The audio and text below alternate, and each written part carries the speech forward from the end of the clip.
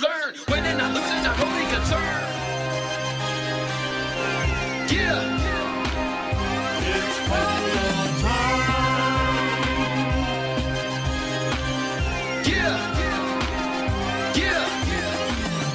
Hello, welcome back to Trucker TV and the United States Polo Association coverage of the 2016 USPA Men's and Women's National Intercollegiate Championships. Coming up, we're coming to you live from Horse Barn Hill Arena at the University of Connecticut. And we had an exciting women's match final. Cornell took Texas A&M in a final score of 13-11. Tommy, what a game we had, huh? Great game, great game. The girls played really well, really disciplined game. Really marked up really tightly with each other, and Cornell pulled it together with a 5-1 score in the last chucker. Come from behind win. My co-commentator today is Tommy Biddle, 10-goaler, indoor highest-rated American player in the arena. Actually, how many 10-goalers are there in the arena all over the world? I don't know how many. Two? Yeah. Woo!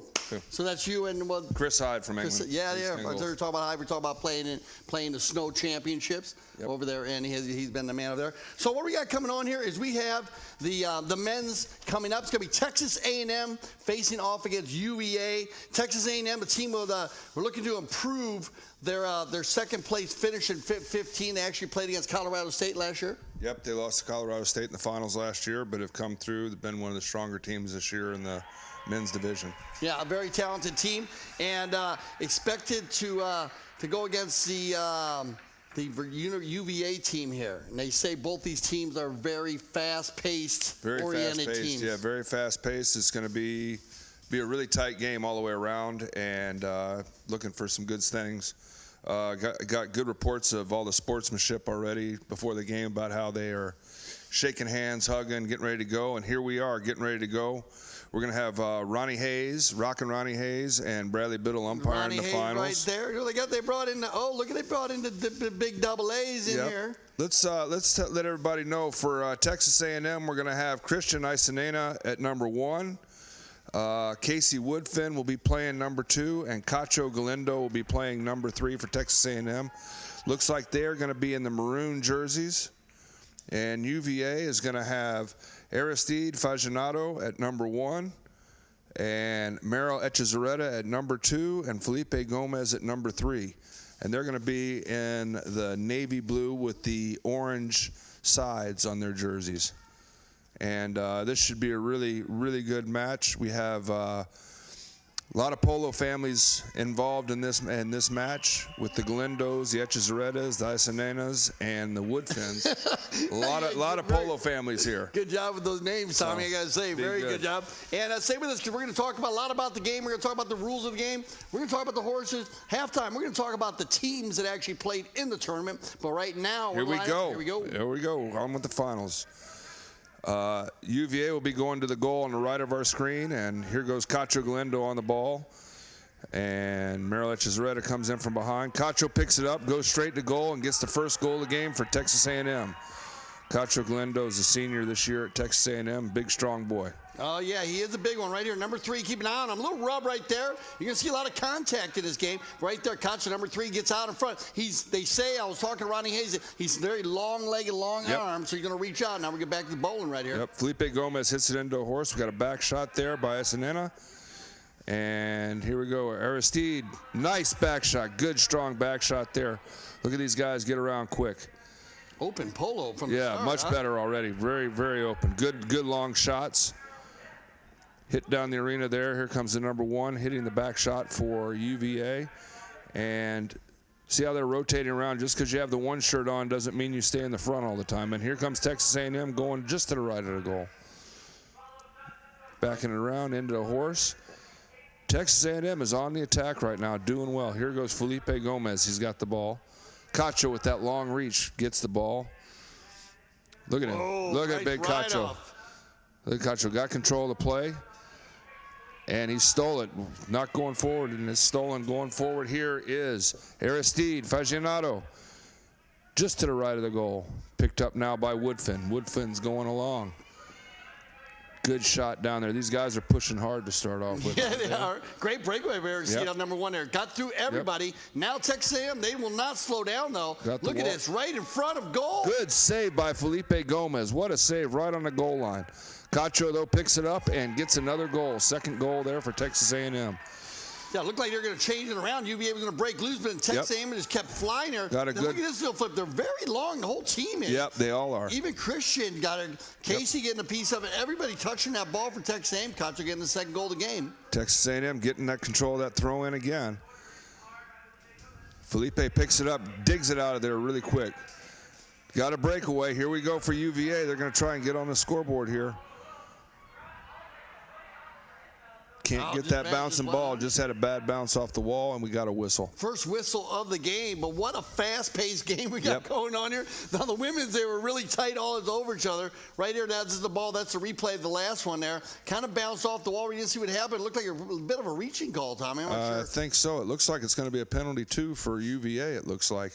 Right there, you see 2 players. You see Christian and I think Cacho, right? Cacho, yeah, they're trying to. The Cacho talk, they're doing a little strategizing there. Remember, all the players here, it looks like we're having our walk break here. So maybe will they stop the game for that? Walk break already, awful quick. Well, I don't know. It looks like they're walking around. Yep. Okay, so remember with our walk break here, you said this is something we do for the horses. They do a 90-second walk break. Halfway through the chucker. Intercollegiate rule, I believe it is in the Inter's Classics, right, Jim? Yep, they do it in the Okay, so Intercollegiate II rules. And we talked about this earlier on in the game. We thought this was great for the ponies. And like a lot of running and gunning right there. Some Christian giving us a little high five. They're doing Chucker TV. He's really loose here. Yep. Texas A&M feeling it right here. 2 goals right out of the start. But what a fast-paced open game. Very quick, very fast-paced. They're getting some distance on the balls. It might be a tack timeout. It looks like somebody's off their horse in the corner right now. There you go. You're right. Okay. Because it seemed awful early for the walk break. Okay, yeah, I agree with you. It did seem early with that. Remember, it looks like that they're going to have a throw-in. Maybe they blew the whistle for a tack timeout. Right, you're right. A dangerous tack timeout. Okay, right on. They are allowed to stop the game here. Like you said, they're allowed to slow it down and do the tack round. Remember, they are allowed. Each team is allowed a 90-second timeout. One per half. One per half. Yes. We talked a little bit about that, but right here we do have a tack time. So it looks like they're fixing up. Who's down there? That's going to be. UVA, right? Number 3 for UVA? Is that? It was the number 2 for Texas A&M that had the tack issue. Oh, number 2. He's Texas coming back in. Yeah, that was. Okay, it's Casey Woodfin. Casey Woodfin. They're lining up now, and look here's an interesting thing. They got Cacho that was in the front of the throw-in there as the number 3, lined up at number 1 in the throw-in. They reverse it, huh? Yeah. Then they win Here the comes Isanena out with the ball, quick. Whoa. Trying to get around Rockin' Ronnie Hayes. Ronnie said a good pick. And here we go. Isanena right up there in front of the goal. Can he get it in? No, he can't. But Cacho with that long reach reaches in. Nope. UVA clears it out. Well done. And here we go. Aristide on the ball. Aristide's got down in the corner. Bad bounce out of the corner. Picks it up. Right in front of Texas A&M. Clears it out again. Woodfin with a good defensive play. Coming up the boards. Merrill Echezarreta going for the back shot. Nice back shot, but into a horse. Cacho picks up and taken out of the air by Aristide. Merrill Echezarreta coming through. Good back shot there by Isanena. And Aristide's going back on for defense. What's he going to do here? Whoa. Cacho anticipated where he was going to hit that next shot and blocked it with his horse, but Aristide still picks it up. Quick turn there. Woodfin's got it. Come on. Woodfin's carrying it around. Echezarreta backs it out of the goal. Well done. Great defense by UVA. Playing strong in here. They're playing strong. We have a whistle. And then the ride I think what they're going to have there, this is a situation in the arena. The UVA player was coming with the ball on his near side, coming with it on the wall.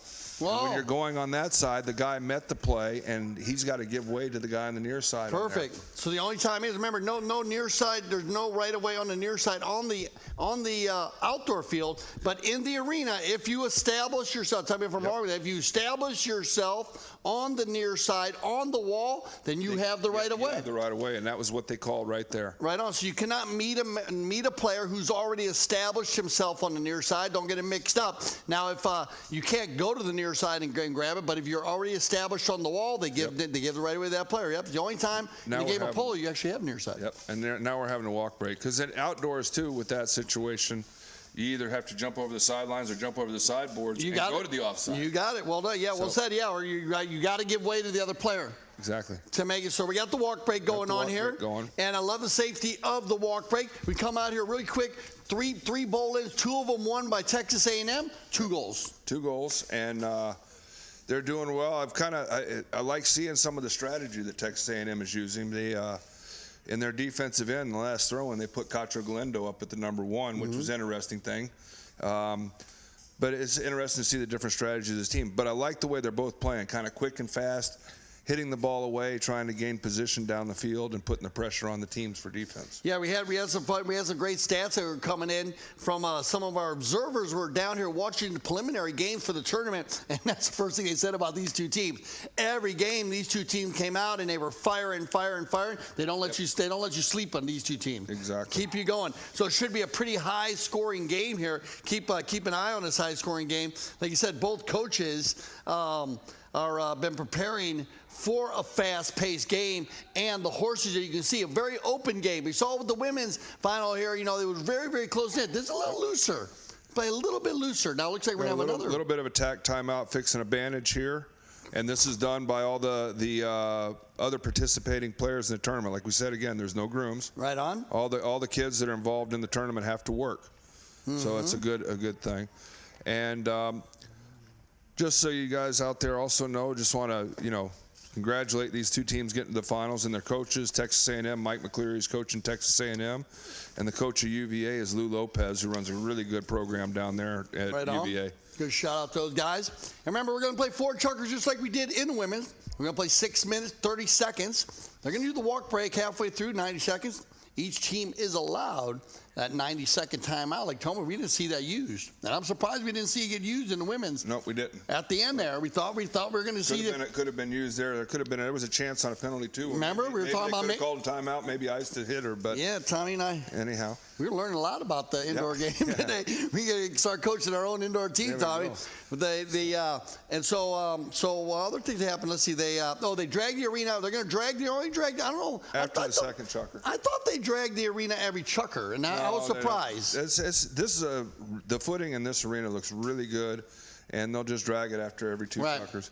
And, I just saw maybe just because it made the speed of the game. We noticed a little bit. Remember, we noticed with the feet and with the women's that it did slow down a little bit after that second chucker. And one thing, when you're watching this, watch all the horses, because remember we're doing the split string, so the teams that are playing, the horses playing in the first chucker for Texas A&M will play in the third chucker for UVA. Huge point. And so it's stuff to watch, because it made a difference in the last game with the women. We saw a huge difference here. Back to the action. Felipe Gomez with a hit down the field. Cacho's coming in, and number 1 Aristide's got it, made a good play, and UVA just picked up their first goal. Fagginato on the goal. And they came out of that walk break with a good set play and worked and got the goal right here quite easily. That's Toby Wayman say Kehugador right there. To my man Toby Wayman getting ready for the 5 p.m. game day, but that's a Kehugador right there. Great goal there by the number 1. And ball here back comes in play. A break out of the throw-in by Casey Woodfin, going to goal and picks up another goal. Throw-ins are very key in the arena.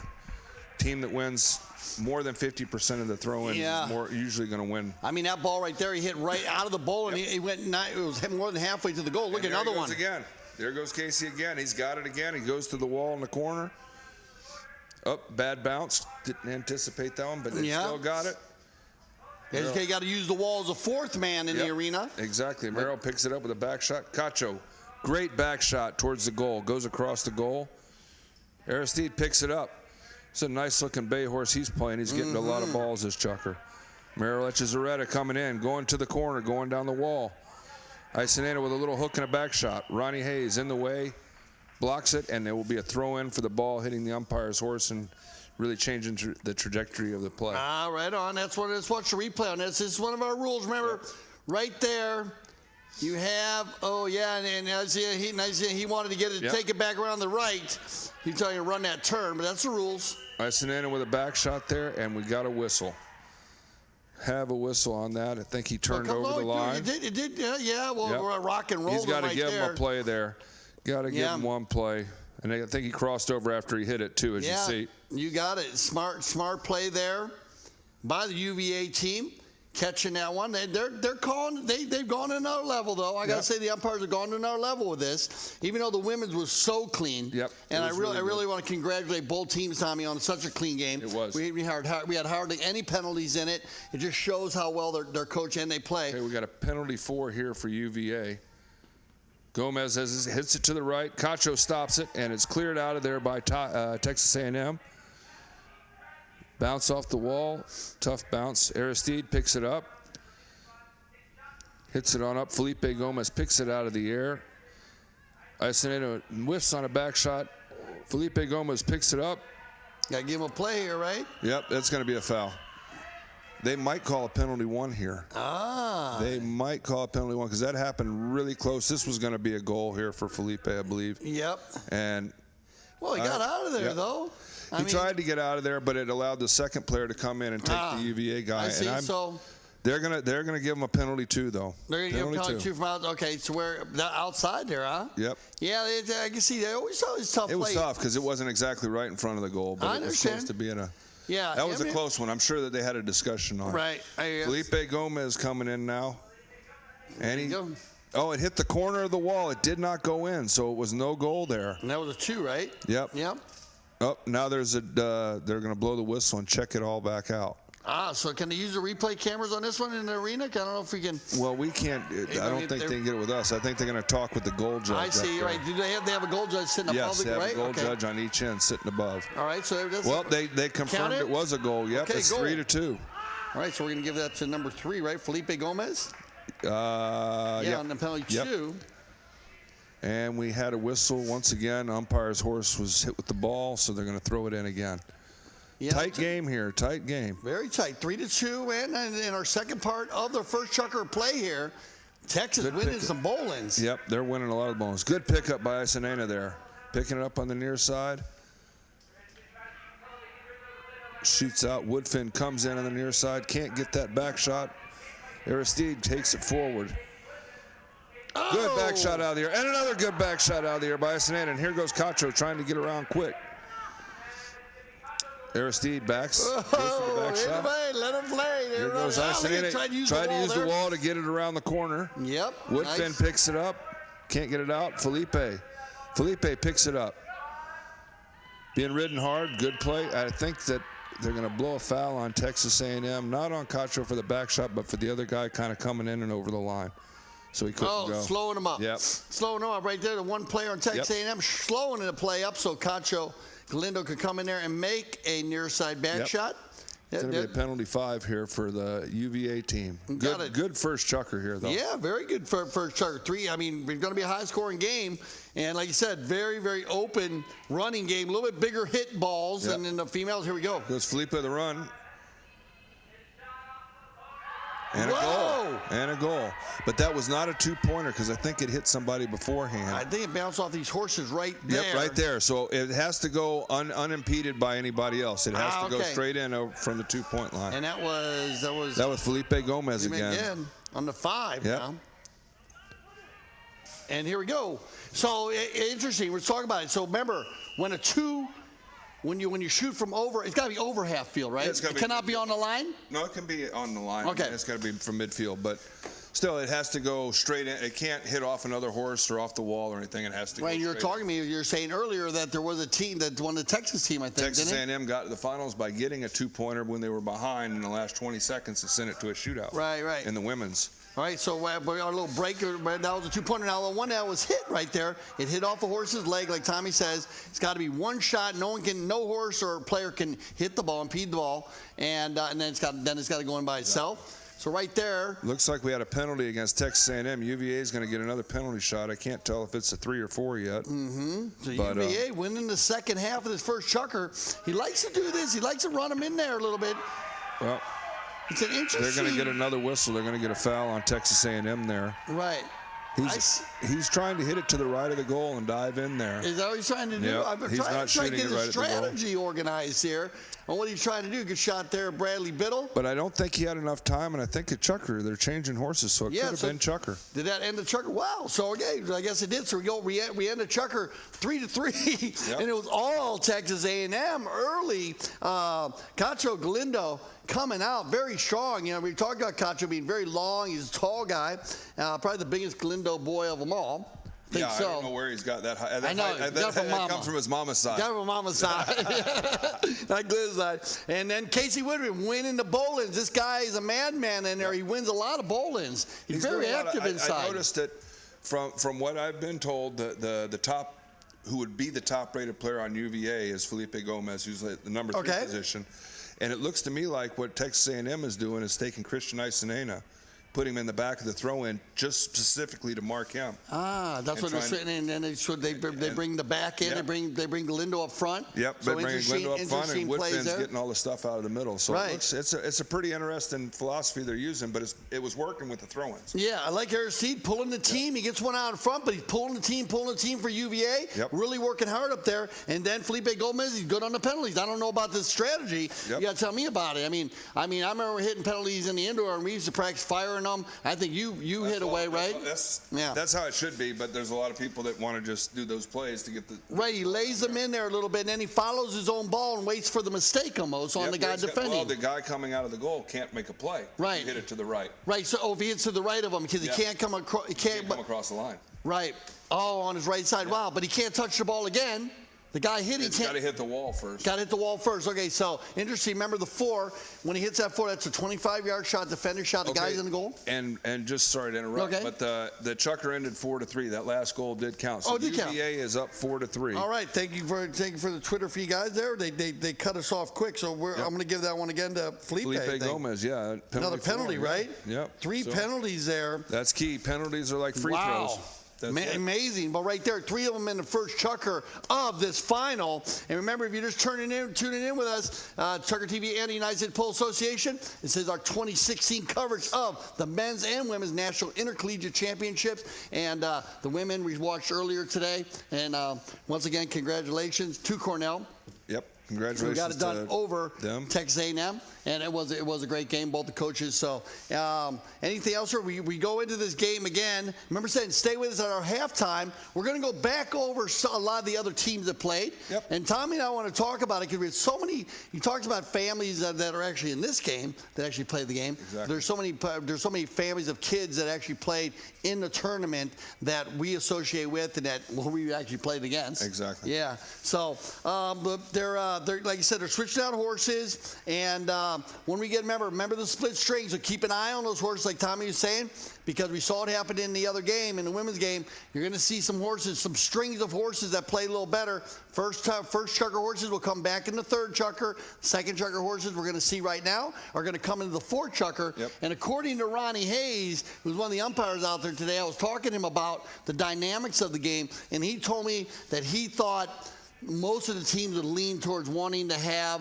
the strongest horses in that 4th because of the split string. I'm sure. Yeah. I'm sure. And they will want ones with a little bit more handle, especially in the 4th, because the ground will be cut up a little bit more. Yeah. Okay. Yeah. So you'll see it. See and watch this Chucker. Watch for that this arena's now a little bit more chopped up, and then it's going to give the handle horses more in the 2nd Chucker. We'll see the same dynamics going into the 4th Chucker. Made a difference with Cornell. And another thing to look at is, as you saw in the first Chucker, Texas A&M did very well in the throw-ins. And they were on what we call the bad side of the throw-in that Chucker. Yeah. And they'll have the good side of the throw-ins for the 2nd and the 4th Chucker. Right. So if they do well on that side, if they did well on the bad side, let's see how they're throwing. Amazing. There's so much contact compared to a lot of the outdoor. They play the ball a lot more in the outdoor. Yep. Here they go right for the man. The ball's bigger. Remember, it's the polo ball is almost the size of baseball. The indoor ball would be like a little soccer ball, I guess, like a 3 or a 2, not a 4, but a 3 or a 2, and made out of leather, stitched up. The dynamics of the ball has changed over the years. I remember they're better now than they used to be. They used to be they were a different kind of leather ball. They're a little bit heavier. Now they're a little bit lighter. It takes a little bit of getting used to control them because you can play the spins. Right, they spin a lot. Yep. But what's been really good so far in this first period is that because it's not a hard ball like outside, it's a softer ball, so it doesn't hurt as much. I mean, it'll hurt when Right, it's if it cold, hits you. Yeah, right. if it hits you. But these guys are doing a good job of not hitting it into horses. They're hitting, which I think works very well in the arena game, is hitting a lot of open back shots because you're hitting it away from horses. Hit it to the open area, create the space. And so they're creating a lot of space here this first period. Yeah, I agree with that. The only ball that probably hit more of the umpires than anything else, not the team, their own team. Well, what about mallets, Tommy? Well, I mean, come on, the umpires. Okay. Hey, can we radio into the umpires, please? Tell them to get out of the way. You're talking about the mallets. I see that Cacho has one of these English-style mallets. The English team, they have right there, number 3. Yes, is that Cacho, a graphite mallet? He's got a graphite mallet, but it has a fatter head because there is no limit on the size of the head you can have. Look how fat that head is there. And that is a thing that the English players, the English professional arena players use quite a bit, is those kind of mallets because they want to control the ball more in the arena, and it's a bigger surface to get the ball. I got a tweet in from Carlos Galindo. He said they might get the size. They might get the size from mom, but they get the talent from dad. Well, thanks for tweeting in with us there, Carlos. We like that. And anybody wants to send me, we're getting different tweets from all over, but I'll take some text too. They are they're using deputy referees in this tournament for the first time. It's been done in Intercollegiate. Thank you, Steve Lane, letting us know they are using deputy referees in this tournament. I've never heard of deputy referee. I don't know what a deputy referee is. Steve, I mean, maybe you could tweet a little, give us a little more info on that. Maybe that's because Steve's the sheriff. Steve is the sheriff. He is the sheriff, and like I said, thanks for giving us a tweet and letting us know it's 4-3 here. We ended at 4-3. We'd love to have any more. Anyone got any more? You can hit me up. Like I said, we are on the Twitter feed. But if you need to send a direct message to us right now, because we are doing so many games today. This is Super Polo Saturday. Chucker TV, United States Polo Association. Okay. We got the high goal games at 10, high goal game at 5, 26 goal polo, and in the middle has been our unbelievable women's and men's intercollegiate championships. Right there, Ronnie Hayes turning it around one more time. Ronnie Hayes getting there with that special clip job, and they throw it in. Cacho's got the ball out of the front, going to the wall. They're climbing all over him, but Woodfin comes in right behind him, picks it up. He's going to goal. Got a good bounce and got a great near side shot. He played that ball really well off the wall. Woodfin, I like Woodfin, man. I've never seen this guy play, but I'm liking his style. He goes to the man early here. Look, he's always got him on his man, sets up that near side. But got the good bounce off of there, and he anticipated that bounce well, so that was really good. Tied it all up. Woodfin picking up his second goal of the game, and right now 6 out of 7 bowlings won by Texas A&M. That's pretty darn good. They're very strong inside there, Tommy. They I didn't see with UVA though. UVA they got a little ahead in that first chucker, and then UVA took control of the second half of that first chucker. Well, you know what? The fouls are killing Texas A&M because they're scoring all the goals on the fouls, and here we got another penalty for UVA right now. You're right. Tommy, you could read 4 fouls committed by Texas A&M. Good shot down to the right. As you see, Felipe hit it down into the right-hand corner trying to pick up the line. Cacho looking for the foul. And Isanena's got it. Cacho clears it right off the goal line there.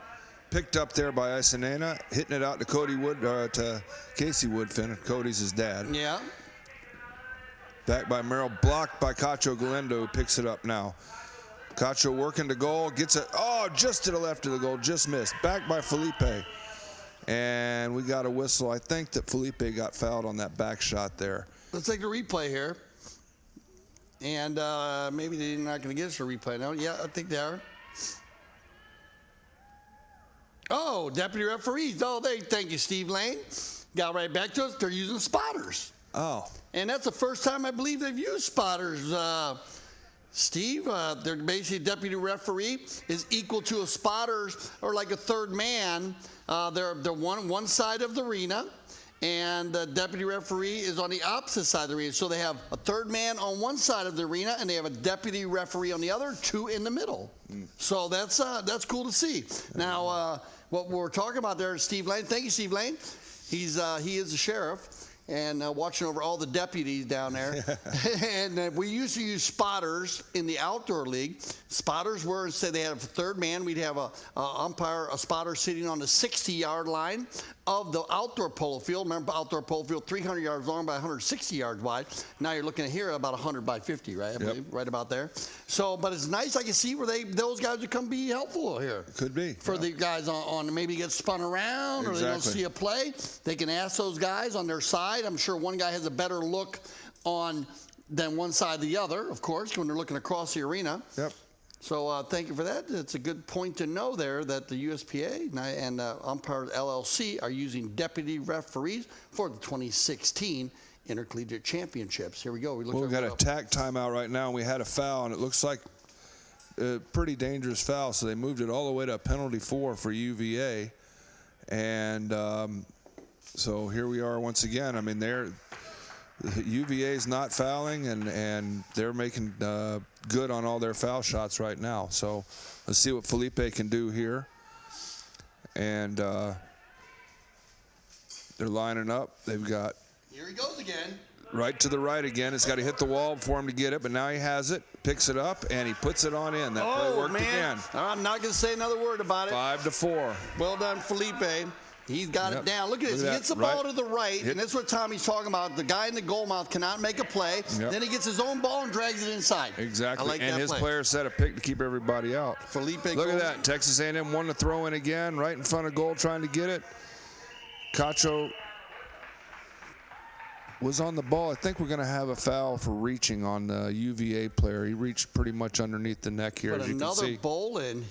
Here they come together. Look at that next shot. Oh, yeah, dangerous use of the mallet. Yeah, good call. Right there, hitting Cacho's horse, the beautiful-looking gray mare right there.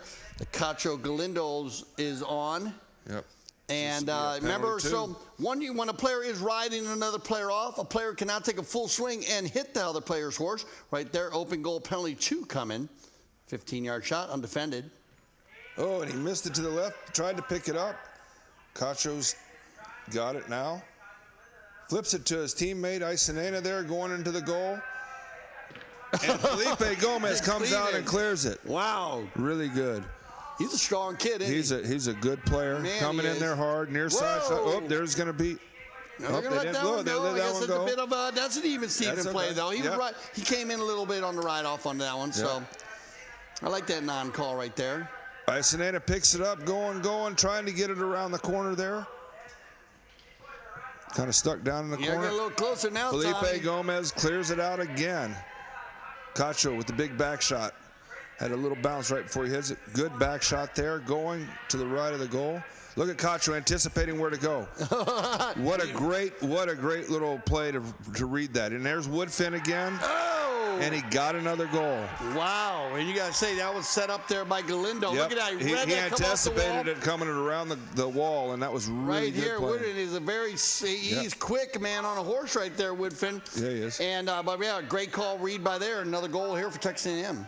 UVA got that thrown. Oh, he override Woodfin did. Picked up by Aristide. Been a little quiet. This Chucker now is coming to goal. It's cleared out. Woodfin flips it out to Cacho Glendo. Look at that reach. But good play by Felipe Gomez. Wow. Aristide gets around. Huh? Yep. Every horse out They're there. getting around really well. Aristide getting it down the corner. He's going to try and run the wall. But back by Isanena. Picked up by Gomez. Gomez still has it. Oh, good save by Texas A&M. There you go. But Echezarreta pops it in. And that's right. He's going to get his first goal of the game. Yep. Good play there by Isanena trying to stop that goal, and then it just bounced right to Echezarreta. Yeah, Gomez going to be power. I believe we're going to get our 90 Here's our walk break second. right now. Right on. Yep. So our 90-second walk break. All right, 90-second walk break, and wow, this is what I want to see this. They told me prepare for this. They said this Intercollegiate Polo is at the highest level this year, and it was great to see this. And right out there, and the stats are pretty simple, Tommy. Six fouls committed by Texas A&M, and 4 of them scored by Gomez. I mean, Gomez is great, and then you got one from Echezarreta right there at the end of that chucker. here, and then we have one by Aristide, and so they're mixing it up there. But then on the bowl-ins, wow, you got 6 out of 8 bowl-ins won by Texas A&M. Yeah. And remember, that's a big ball, and this is a short arena. So those bowl-ins are more important than they are in the outdoor arena, I'd say. Wouldn't you agree? It's really good. Possession is very key in the arena, and that's how Texas A&M's been generating their plays, has been out of the throw-in. So yeah, they get that done. Really well. It's a toss-up for me right here. I've never seen any of these teams play, so I hope you're having as much fun as I am. But if you notice a lot of it there, you see what a high level you guys think at. Tommy's talking about it. You have we have Galindo, who hit the ball, gets hit all the way across the arena. Remember, that ball will bounce around there, and those angles like a pool table, they'll come off there. And if you establish yourself off of that and meet that ball, even though you're meeting it, you're on the line over a player that's going to be coming around the corner fouling it. Yep. Wow. So we've seen the other rules here. We always said we saw earlier was about the near side play. Keep an eye on that. Right now you can see in the corners right here, UVA getting some water and enough. They got their teammates up there. All their mallets are there. Are they allowed to grab a mallet off there if they lose one? Or? Yeah, they have to have their mallet hanging there. You can't have anybody hand it to you. You have to go get it yourself. Oh, okay. There you go. But and just so everybody out there knows as well, on the Texas A&M team, not only they have the 3 players in, but their alternate is Dalton Woodfin, who's Casey's brother. Yeah, bring up Dalton. We'll talk a little bit about him at halftime again. And also for UVA, their alternate player is Ali Mobtaker. Right. And so I've seen him out there a couple times helping with the tack. So they're all involved. The whole team's involved. I'm sure that Lou and Mike McCleary were given some instruction during this walk break to these guys. They walked by the sides there. So we're going to talk a little bit about. We'll get into all those players. We're going to get into more at halftime. I'm glad you brought the extra ones up here. Yep. Here we go. Ronnie Hayes throws it in. And we're back going. Here comes Felipe. Aristide with a back shot. Texas A&M is going to get control of it now. Isenena, I think they're going to get him for turning. All right, so turning call, just like the outdoor field, cannot turn the ball when someone's riding down the right of way. Let's take a look at this. Great back shot right across the center of the field. And right there, number 3, jumping on it, catching the Texas A&M player, turning to the right. Turning pretty good. Yeah, that's a good, and then there's a perfect example of how to get on that right of way. Go right to the right of way and then turn up it. Don't go directly to the ball or you would have missed the play. Right here, penalty 5. Oh, he had to give the guy a chance to clear. Hit it into his horse. Woodfin picks it up. Hits it at the goal. Almost got a good goal there. Good back shot there by Aristide. Blocked by Texas A&M. Aristide going around the wall. And he's got it. Look at him pushing hard up the wall there. Looking great. Good pickup. Wow, great camera angle there. Yep. Almost like I run into your living room. Oh, there's a big foul, and they got it. They were all over it. It's going to probably be a center hit for the Texas A&M team. That would fit again. No, that's Isenena got on the line, and Felipe came right across. Yep, that's just true. That's a great call right there. They need to put that one on the blue book or the white book. That's a good one for the example, you know. Yep. Steve always likes to see that kind of stuff when you see plays like that, so we'll make a note of that one. Center Perfect. hit. Oh, look at this quick move by Cacho Galindo. Working it in there. We're going to get a foul on the UVA team. There's one of 2 fouls I think they could have called there, either right away and blocking by the number 1 or 1 meeting 2 by the number 3. I think you got 1 meeting 2. Yeah, I'm agree with you on that one. And, but he looks like he pushed up in there on the first one. So we're going to get a penalty 2 for Texas A&M to try and tie it back up. So what about that little quick play right there? Is that a Carlos Galindo play or is that a Cacho Galindo play? I don't know. I don't know if that came from the Galindo family. I like that quick penalty 5 though. And there we go. Woodfin pops it in, and we're tied up. So Casey Woodfin gets a goal here on a penalty 2. All right, so someone's asking about the turning foul in the arena, and we'll talk a little bit about that at halftime. UVA picks it up. Merrill Echezarreta, good little flip down to the goal. Got a fortunate bounce for him. Woodfin kicks it out to the corner. Aristide picks it up, trying to get a hold of it. Picks it up on the near side. He's doing well here. Woodfin backs it. Isenena picks it up. They're going to clear the zone now. That's good. Aristide overrides. They're all looking for stuff. Yeah, they are. We got them out in there now. I'm getting a little hasty there, Tommy. Yep, it's getting a little more tight right now. Yeah, it is. A lot tighter. A little tight. Throw a blanket over everybody a Good few job by times. Isanena, and what a good pickup there. Way to hustle. Power goal right there. I've been really impressed by the reach ability of Texas A&M. These kids got long arms, and they get the balls. Look at that reach got it. there. You're right. 100%. A great slow-mo replay there. Yep. Awesome. Great look there on the replay. Here we go. It looks like we got Isanena another thinking- tag timeout. Yep. Yeah, Oh, yeah, we got a tag timeout. Saddle pad. So we're talking a little bit about the turn right here, Tommy. We got some people feeding in on the Twitter feed. They want to know about the turn. The turn is the same rule as in the outdoor game. You cannot turn the ball. You can turn the ball in the arena. You cannot turn the ball in the arena when a player is following down the right of way. Yep. Of course, the right of way, like the highway, when you come onto a highway, you come on from right to left. You can't just run onto a highway and run into all the other cars. You must go in front of the cars, or you must come in behind the cars. If you don't have a safe distance to come on in front, you must wait and come on behind. Of course, in the arena, you're only allowed to ride a player off, but you must ride them off evenly. You cannot ride them off too far in front of the saddle or too far behind the saddle. Same rules on the outdoor arena. It's pretty much the same, huh? I mean, you can't do anything. The distances are a little bit smaller in You can turn the ball a little bit in the arena because you don't have as much of the speed in there. Right. So like outside, we talk about the strides to make it where you can turn or when it's too far. It's a little bit closer in there.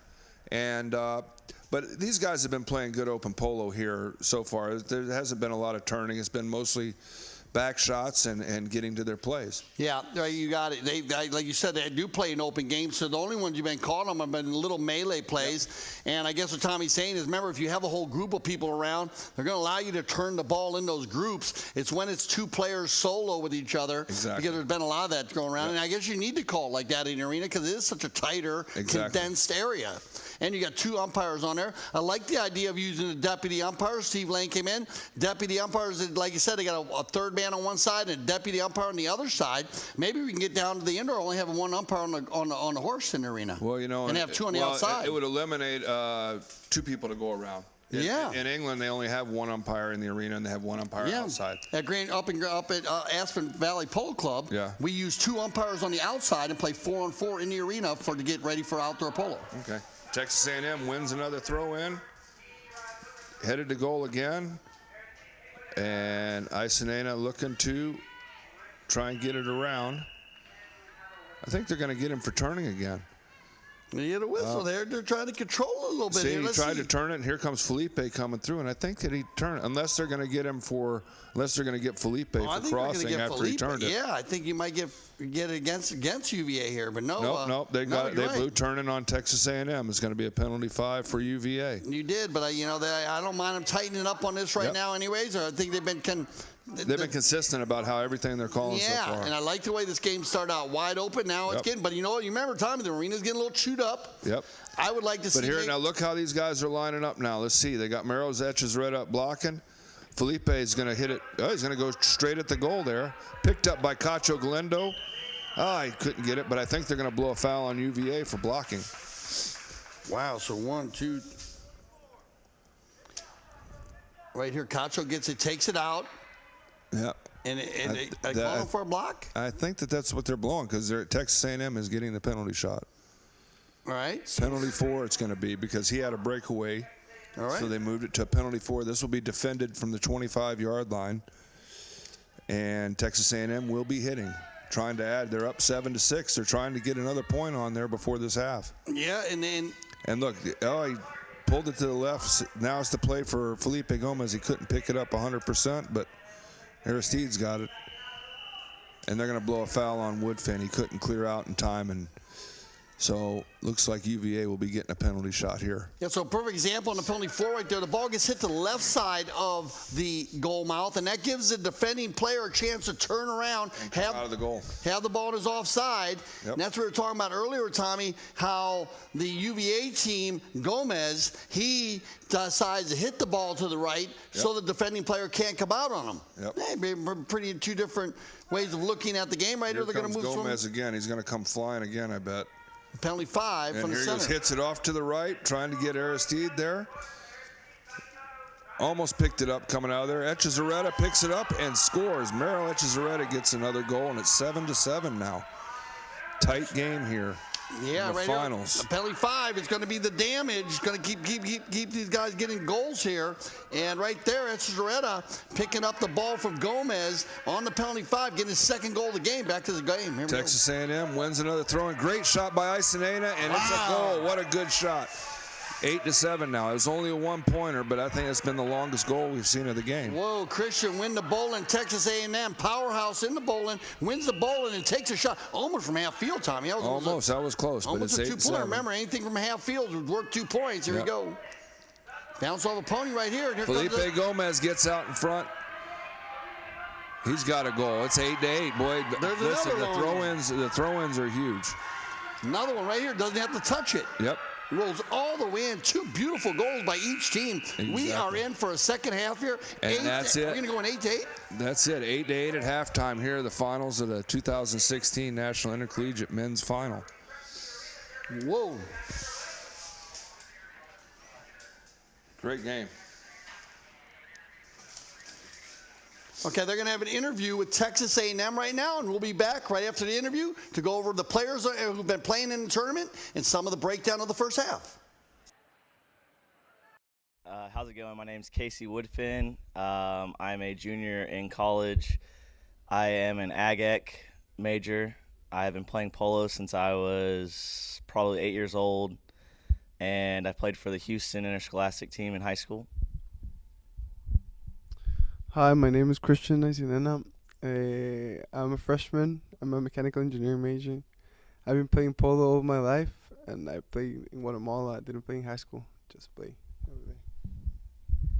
Hi, my name's Dalton Woodfin. I'm a junior. My major, I'm a double major, Ag System Management and Ag Leadership. I guess I've been playing since I was 8, but it was younger than that.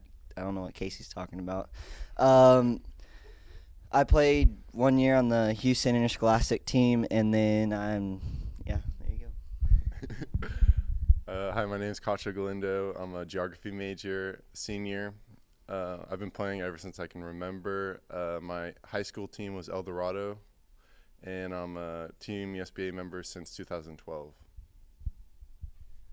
There's some points in the season, specific trips or bonding experiences, practices, scrimmages that brought you guys closer together as a team?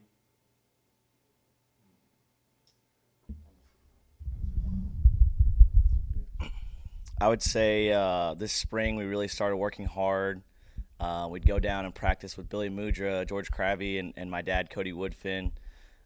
We really got the level of play in our practices really increased from last year. And that was big for us. We really learned how to play together and a lot more comfortable with each other in the arena. We knew what each other would do before a play happened. So we're really starting to trust each other. Did you guys play together as a team last year? Everyone except for Christian. So the three out of 4 played together last year, and the year before also, or? Year before we had Oso. But you guys are pretty familiar with each other and playing styles, and Yeah. have a good level of comfort. Yes, sir. As far as preparation for the national championship, what was preparation like to get here? Throughout the semester, or? Yeah, throughout the year, or from the time you guys started back at school this year, started practicing. Well, I guess we really started was after we lost in nationals. The day after we really started. A year ago. Yeah. Right. Yes, sir. What happened in that game? You guys walk away from that going, man, there's some things we need to work on here. Was it bad luck? What was the walk away from that? Maybe just need to trust each other more, and then work on ball control. Maybe. Right. Ball got away from us a little bit. Started the day after the next day. Yeah, we were watching the film over, and So you walked out last year going, man, we know we need to come back next year, and this is what we need to do to get there. yeah, we've been That was a game. the we really fouls. thought Yeah. got away from us. We thought we had it in the bag. We felt really comfortable out there. And we just ended up losing. It was a hard-fought game. Congratulations to those guys, but we didn't want that to happen this year. Ever since that game, we've really been hitting the gym, riding horses, better players, better ball control. You name it, we've been doing it. It's a lot of hard work that goes behind the scenes, but now we're here to showcase it. You guys are coming in hungry. I mean, it sounds like you walked out last year saying we got to get it next year and started working hard for it. Is that right? Yes, sir. As far as the II experience in general, how has that shaped your polo career, your experience with polo? Besides messing up my outdoor swing, it's helped me with like horse-wise, being a better horseman, playing all different types of horses. And then what about you? Yeah, it's definitely helped me with horsemanship. I grew up playing really good horses with my dad being a polo player, and coming here and playing all sorts of horses, especially since I'm the low man on the totem pole. It's hard playing some of the horses that we get, and so I'd say better horsemanship. With the horses, because it seems like that you kind of touched on that a couple times. How does the horse process work there? So you're saying you're sharing horses with other teams? Well, just coming here and playing, because we're used to, our horses are like really good that we play in Texas, and it's a little bit different. They're a little bit slower here, partly to the arena. They can't run as much. Our arena's nice and big. It's kind of like playing outdoor for us. So there's a little bit of an adjustment. Yeah, the horses are a little bit scared of the walls here, while ours will kind of practically run through them for us. Interesting. So it's a little bit of an adjustment. Horse-wise. Mm-hmm. You guys want to talk about II? Yeah, I would say the II has helped me, like what they said with horsemanship, but also like with my quickness outdoors and then ball control outdoors. I can see myself getting better at that, turning for balls quicker, turning for back shots faster. If there's one thing that's definitely transitioned over to the grass game, would be quickness and ball control. I'd say horsemanship and being stronger with the man and quickness. Definitely. And also, II does a really good job in producing these tournaments and helping these college athletes play polo. So I thank y'all for that. Key games during the season? Again, is there a one game that stands out to you guys from the rest of them?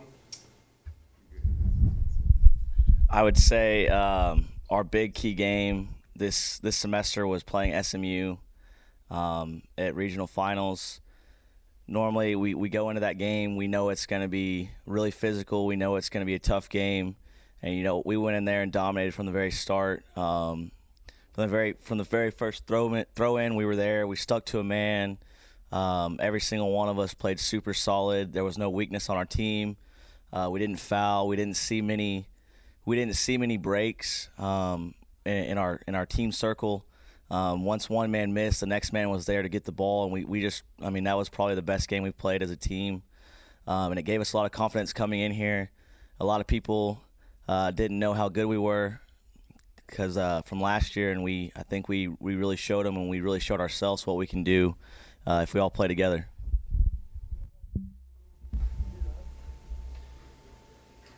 Any horses that stand out this week for you guys that have been favorites that we should watch for in the finals?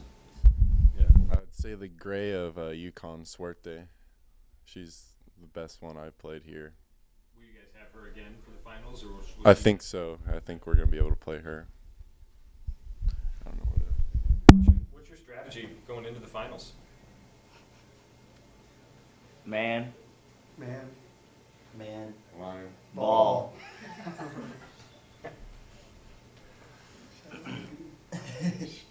out to Gideon. Shout out to Gideon. Our fifth player. Yeah. You go. We would like to give a shout out to Gideon Kaskowski. He's our fifth player. Cambiacito. He couldn't make it to here. He had a lot of schoolwork to do. So. Yeah, school comes first. But he's here in spirit. Yeah. Always is. You guys have a school chant? Team chant? Yeah, thanks and giggle. Thanks and giggle. All right, now let's do it all at the same time. You ready? 1, 2. Thanks and giggle.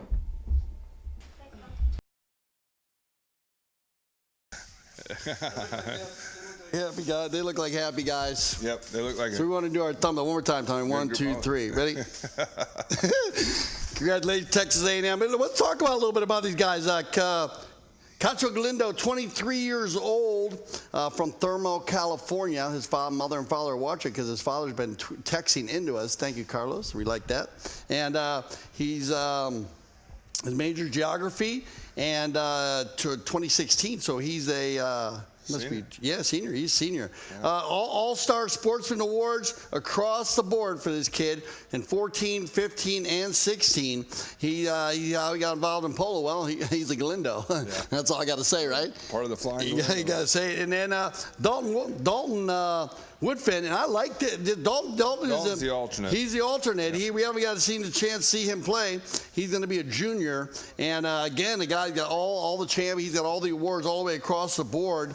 And how he got into polo, he started riding and playing at a young age. His mom, his dad, and his brothers, they all play. His brother's playing on the team here, of course. And Christian, he's 19 years old and from Guatemala City, doing a great job pulling the team here. Christian got 2 goals on the day. And he's a senior also. Oh, I'm sorry, he's a freshman. I guess, 19, huh? Yep. Wow, and that's going to be nice to see him coming back. He's a great for their All-Star Sportsmanship Award in 2016, Central Region All-Star, Regional All-Star. Yep. He got involved, started playing polo because of his dad. Yep. And then Casey Woodfin, I like watching Casey play. I think this kid, really well. He is a great center for pole and indoor pole. This is the kind of guy you want to have in the center. He's very active. He plays the man really close. He's quick getting out of the center. 21 years old. He's from Wharton, Texas, and agricultural economics is his major. He's 2016. He's a senior, and again, he got the all sportsman awards across the board, and got involved in polo because he started riding and playing polo at a very young age. And his dad is a professional polo player. You know that. Dad Cody, he's out there, I'm sure, watching. And Cody not only is a professional player, but he's part of the professional umpire program as well. Right on, sure. Yeah, no, I had a chance to work with Cody here, and I didn't realize he had the 2 boys, though. Man, the whole time working with Cody, man. I think he's got a 3rd son. Wow, yeah, so that's great. I'm not 100% sure, but I'm. What do you got for UVA over there? Let's talk about UVA some a little bit here. We got at number 1 is Aristide Faginado, and he's a senior, and he plays some at Calgary and in Sada Grande in Spain. Mm-hmm. And his major is art history. And then we have at number 2 is Merrill Echezarreta, who comes from a polo family here in Wellington, Florida, and he's a foreign affairs major, and he's a sophomore. And one good thing about Merrill, like I said, about polo going in his blood, his mom, Clarissa, was Intercollegiate Player of the Year back when she was in college, and she went to UVA. And she's a heck of a woman's player. And then they're, she was really good indoors. And then their number 3 is Felipe Gomez, who's a 21-year-old junior from Costa Rica, and he's playing really well. Really well. He's doing great on the penalty shots and doing really well. Hard worker, good player. And then their alternate is Ali Mobtaker, and he's a freshman, and he got his start in polo through the Sheldons in California. Papa Russ and Billy Sheldon, and they are very good arena gurus. Russ Sheldon unfortunately passed away last year, but Russ and the whole family, exactly. A big part of California polo. And a big part of California polo and indoor polo. Yep. Apologies about that, man. Hey, can we bring up the Wizard? Can we bring up the breakdown of how the teams made it here? I know we were talking about that. Can you bring that up for us so we kind of look at it real quick for the fans today, Trucker TV fans? Can you bring up the illustration of the bracket system for us so we can show how they got here? We're going to talk about a few of these other teams that came up. We're going to bring this up for you. I will tell you that with the men's, they had 6 teams that got to the finals. Yep. And Miami and Western Ontario played, and that was a very close game. Western Ontario won 14-13. UVA down Westmont from California in their first game. And then in the semifinals, Texas A&M beat Western Ontario 23-16. And then a really good matchup between UVA and Cornell in the other semifinal. And Cornell was winning 9-4 at halftime.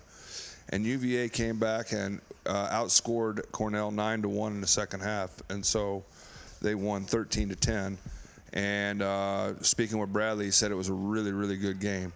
So that's how Texas A&M and UVA got here to the finals. You get the Westmont College. You got the Ursts out there. The Uritzes, Uritzes are out there. That's Hank and Tony yep. play on there. And Esperanza. Yep. You know my Camp Michael? I do not know Mike Esparza, but with UVA, with the University of Miami that came in, they made their return to the Intercollegiate Finals back in the late 40s. University of Miami won 4 straight intercollegiate titles. Really? Yep. And this is the first time they've had a team in a long time. And they had Jared Zenny and Johnny Levine and Ricky Mershad. And they qualified. They lost the Southeastern Regional on a shootout to UVA. So they got a wild card entry. That's how they got in. Right, and with the wild card entry, like I said, that's how last year Colorado State had the wild card, and then actually Texas got back in. Yep. And they actually met in the finals. Exactly. Interesting stuff, you know. And I wanted to go over because this is something that amazed me. You talk about polo and how small a world it is. I'm looking at this thing for the University of Western Ontario. Yep. And look at all these kids. First of all, Andrew Begg, I played against his father. And all the Siftons are there. CJ, Luke, and Evan White. And then Ward, I played against his father, Kingsley Ward, and Evan White. So that is really cool to see the program growing like that and carrying on. It looks like we're back to the ready to start the third chukker here. And so keep in mind, once again, the horses that UVA played in the first chukker, Texas A&M will now be playing them here this chukker and vice versa. So it's been very even so far, so there hasn't been anything that stood out one way or the other, so we'll see what happens now. UVA wins the throw-in, and we're going to have a quick whistle here. Wow, right away. Yeah, quick whistle. Could have been a right-away infraction on Texas A&M right here. 8's on the board here. UVA gets the first bowl in here, and like you said, it was all Texas A&M. Well, the UVA kind of worked it out. It was 7 bowl-ins won by Texas A&M in the first half, 5 by UVA. They're going to call a foul against UVA on that play. Maybe dangerous riding. Didn't give the guy time enough to clear. All right, so penalty 5 right there. Woodfin, one shot, trying to get 2 points, and he got it. 2-pointer, our first 2-pointer. Wow, Casey Woodfin. There's our top 10er right there. There we go. 10-8 is the score now. From the other 25-yard line, just about. 2-pointer. Kehugador. That's it, right there. Tommy, before my boy Toy Wayne would have said Kehugador. That's a great Back by Aristide. And here comes Cacho coming up to it now. Could not get there. Merrill was on it. UVA's got control running down into the corner. They've got control of this play. Felipe gets it and scores. Comes right back. So it's 10-9 now. And Felipe did a good job of working that down the wall there and keeping the ball moving. Great control right there. Yep. Takes it all the way in. You can't get a piece of him. He's a strong rider. It's hard to push him away. Here he comes again now. Got it again. Gomez. Cacho, though, wins the play here now. Merrill does a good job of riding him off. Backs it. Casey Woodfin comes out of there. Gets hooked by Gomez. Ooh, that looked close right there. Isonena's reaching back, picking it up on the near side down the wall, trying to keep it going. Gets a good little kick from his horse. Near side again. He's got the leg on him if he can get the ball, if he can get it, but he just can't get enough of it. Felipe comes out with it. Gets a bit of a breakaway. Isonena now going back on defense. Oh, unfortunately hits it into a pony. And a pony goal. UVA gets a goal. We'll give that one Ties to Felipe, it back up. Huh? Yep. So Felipe Gomez on the breakaway here. Yep. Back shot from, then it bounces off a pony. Yep. Texas A&M hitting into the pony. Back to the center here. Texas A&M, Isonena gets a goal quick out of the throw-in. Boy, they're going back and forth now, 11-10. Man, here we go. That's something else. It's third goal scored out of the bowl in there, Tommy. Yep. Cacho trying to get there. And Felipe picks it up again. Echezarreta shoots it to goal, blocked by Woodfin. Trying to clear it out of there. They get it around. They swing it out of the corner, and there is going to be a whistle on that play there. Why were you talking about? We're going to see a fast starting chucker, the first chucker. Oh, here are two players come together. You see that one, I think the UVA player fouled there, I think. Right, they look like backing in the pony. We'll see what the umpires decide on this one. But right away, we're starting out here, like you said, it has gone back and forth. Nope, you know what? I think they're going to offset them. Are they riding in and backing in? I think they're going to offset the penalties and have a throw in here. So we have riding into the back shot and a player hitting into the horse. Yeah. So they'll offset that one, and like we do on the outdoor field, they're going to bowl it in from the center to the boards on umpire Ronnie Hayes. Here we go. Fires it back in. Woodfin wins another throw in. Aristide picks it up. He's good. He's going to the wall here if he can. But Isanana gets a good bump and a back shot. Echezarreta takes the man for Aristide. He tries to turn. Oh, and there's a mistake, and they're going to blow a foul on him for turning in front of the guy coming down the line. Yeah.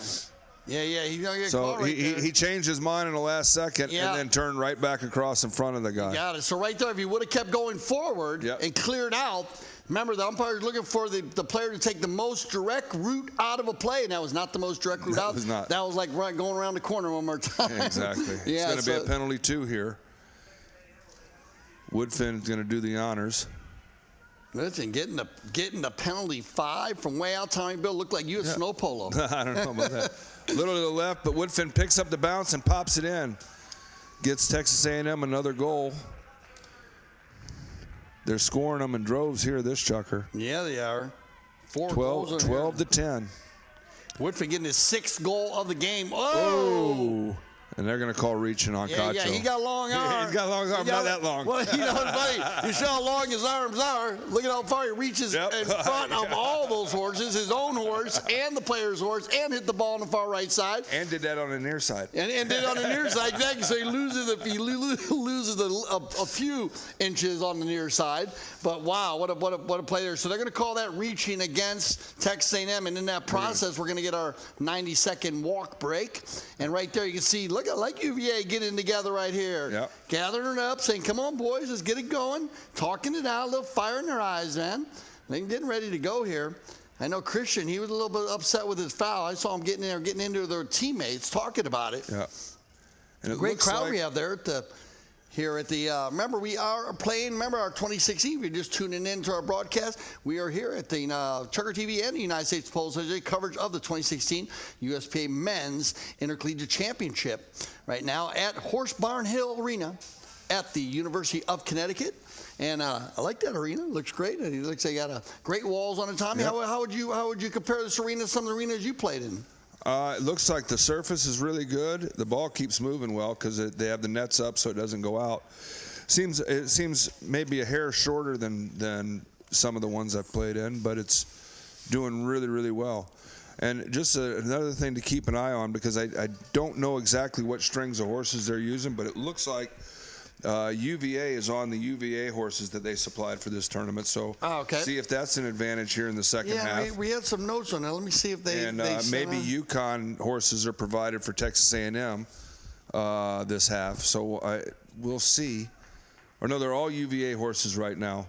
Okay. This group of horses have all been supplied by UVA.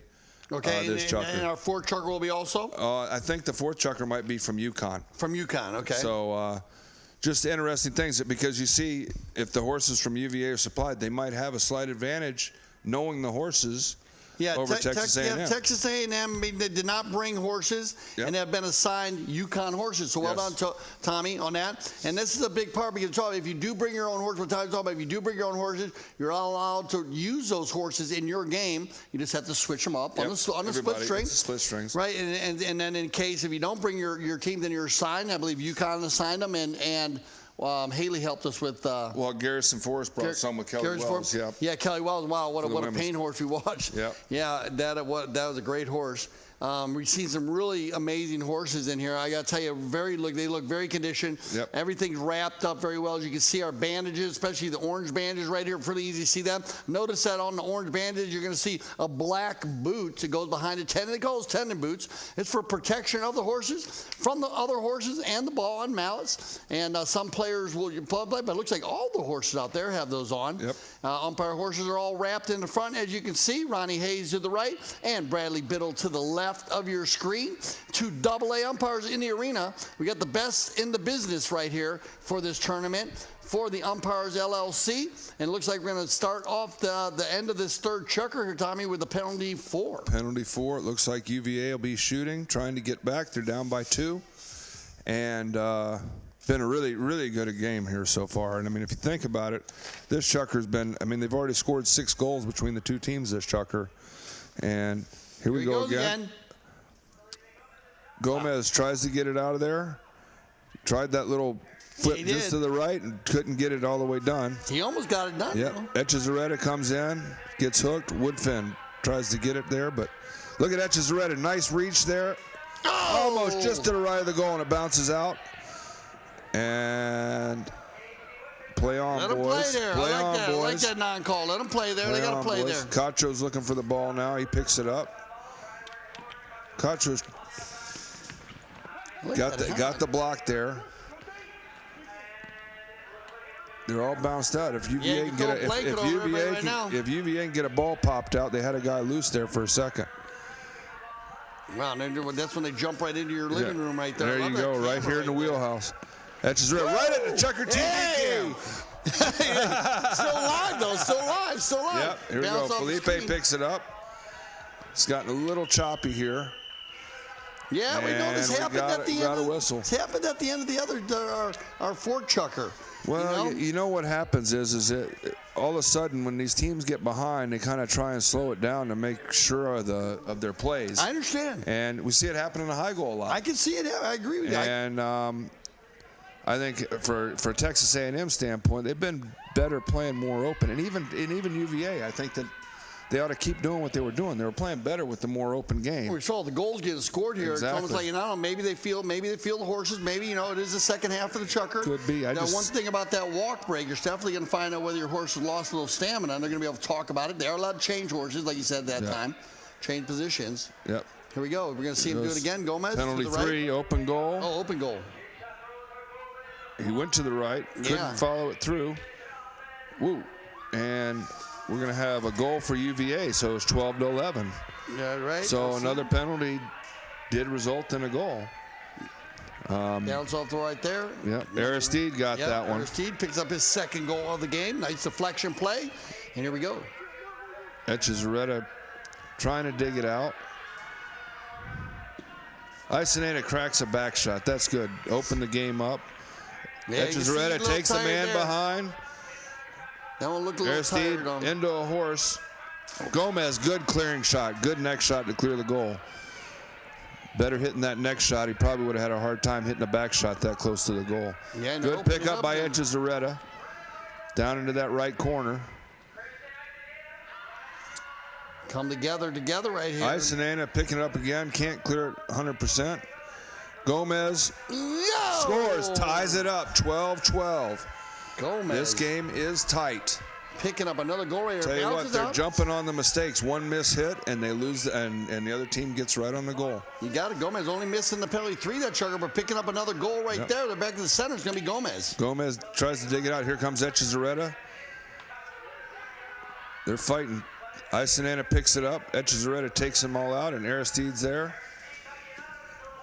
Picked up by Woodfin. Hitting it down. It looks like the horses are getting a little tired. Little heavy right there. I noticed that too, Tommy. Yeah. Felipe Gomez on it. Cuts in behind. Woodfin blocked there. Felipe's got it. Trying to work on it. And stolen by Isineta. What a great pickup. All by himself, right in front. And he got it. And we got a man down. Again, flying in there at the end. Gomez. You know what? He was going for it. And great sportsmanship there. Look, the alternate for Texas A&M was the first guy out there with the UVA player. Yep, you got to love that. Yep, really good. Woodfin out there helping out a brother, Dalton Woodfin. Yep, Dalton Woodfin checking on Felipe. Jumping on that, and that's going to tie this game up. No, it's going to them up 13-12. Oh, yeah, 13-12, exactly. 13-12, Texas A&M. So we're going to give that one to Christian. Going to pick up another one. Yep. And Gomez, man, Felipe Gomez, he was not giving up, wasn't he? He went He's all giving his all. I've hit those boards before. I tell you, while we're sitting there saying, you know how those corners are. See how they got the wood in them now. With some of them, see how they're angled out. One time I was playing against Chad Crammell, another one of our USPA umpires, and I went to ride him off, and right as he was swinging into one of those corners, oh jeez, man, he caught his mallet on one of them and slid off and slid all the way around, hit the side. They took him to the infirmary at Culver, taped him up. He's back for the second half. Perfect. Chad Crammell, man, very tough guy in the arena. He was awesome in the arena. You know, and a lot of people played in the arena, man. Was Powers. Mark Powers was a huge ass for arena. I used to play against him, and we had so many people come in from Chicago, and actually Bobby Putz, who's now with the United States Polo Association, and I did some great interviews for us today for Chugger TV, was 6 goals indoors, and they used to play down all the time. Yeah, and I've seen tapes of Bob playing out in L.A., and he was a very good arena player, and it's a great game. And like I said earlier today when we were talking, it's a shame because back in the 40s and 50s, you know, downtown New York City and downtown Chicago, they had arenas, and it was a super venue for polo. It was great for polo. Awesome, the armories, yeah. You know, the one in Chicago, I don't know if you know about it, but it was really like, it was about 150 yards long, and it was about 75 to 100 yards wide. It was huge. Yeah, and so you could run around at full speed. But we used to play, when I was at Culver Military Academy, we had a benefit called the Culver Benefit. And we used to play there. Once a year, we play against an all-star team from Chicago. That's where we play a lot against Adam Butler, all the Putzes, Ronnie and Bobby, and they would play against us there in the arena, and they would bring in about 5,000 people, capacity crowd. It seemed like 20,000 people. To this day, it was probably one of the most exciting tournaments that I ever played in because of the energy from the crowd. And I think the Acrodome was a lot like that then, they said. That's what they said. I mean, there was, playing in an indoor venue, the amount of energy from the people, even, you know, a couple thousand people, it's amazing. Yeah. And it's a great experience to do something like that. Well, it looks like Felipe's back on, and they're going to have a throw in here. It's got to be late in the chucker. 13-12 now. 13-12, Texas A&M. 30 seconds are left in the chucker. 30 seconds on the clock. All right. So they'll fight for position here. Yep. Ronnie's keeping them all straightened out. Hey, he's looking good, man. Look how shiny Ronnie's boots are. Whoa. Here we go. And it's thrown in. Etch is ready, gets the back shot. Felipe's going on again. Cacho comes in, and there could have been a breakaway. Aristide, nice near side shot, and scores. What a nice shot by Aristide. Ties it up, 13-13. Getting the second goal of the third chucker. Yeah, 5 goals apiece for both teams. What a near side shot right there. Neck Great shot. play. I like the choice of shots too. Not wasting any time. They're going to switch up the bowlings here. Looks like Biddle's going to come in and Ronnie's going to go to the back. Yeah. Goes all the way through. Cacho can't get it. Felipe with a great steal and another goal. Wow, another goal right from the stripe. Hold on just a second. I think we had a whistle. On that one? I think he ran out of time. I think that's the end of the chucker. Oh, he might have, so we'll make sure. Yeah. It looks like he ran out of time. There is no continuation when the horn sounds. That's where the ball is. That's right. So it looked to me as if they ran out of time in that chucker.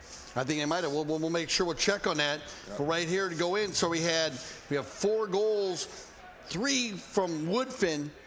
And remember, 2 of those goals was from a penalty 5 from center. And I bring up the snow polo with you because we remember when we were snow polo. Toby Wayman and I were sitting there, and Tommy, they do the same thing there. He teed it up. I think it was a penalty shot, right? Yeah, it was a penalty. Yeah, penalty shot. And that ball is a little bit more difficult to hit than this ball. A little bit bigger and a little bit more airy. But it brings a great aspect to the game. I love to see it. I love to see it develop in the outdoor, maybe like they do for the 40-40. You know, maybe they put one at 100 yards out or 80 yards out. It could be something to think about for the future, I think. They've been very innovative this year with the rules and trying to speed the games up. And, you know, it's something that could be possible. I've seen it. I've been fortunate enough to umpire the 40-goal game the last few years. And a couple years ago with the 2-point line, Adolfo was playing, and he got fouled, and he was down by a goal with a minute left in the game. Right. And a penalty 4, you can hit it at the 60-yard line or behind. Or bring it back. And he brought it behind the 2-point line, made the 2-point. I'd like to see. I'd like to see it. They got it in every other sport. I mean, they got it in basketball. It's an interesting thing to look into. I would say. Cool. So that's what they do there. That's where they get that 2-pointer. Then he gets another one. So that's where they get their 5 goals. And then you go on the other side, and RC getting 2 goals from the field. And then what can you say about Felipe Gomez? This kid is amazing. I mean, he's got he's on 9 goals on the day. Wow. He's having a really good And then he's playing defense. The kid comes running all the way back, flies off his horse trying to make a hook.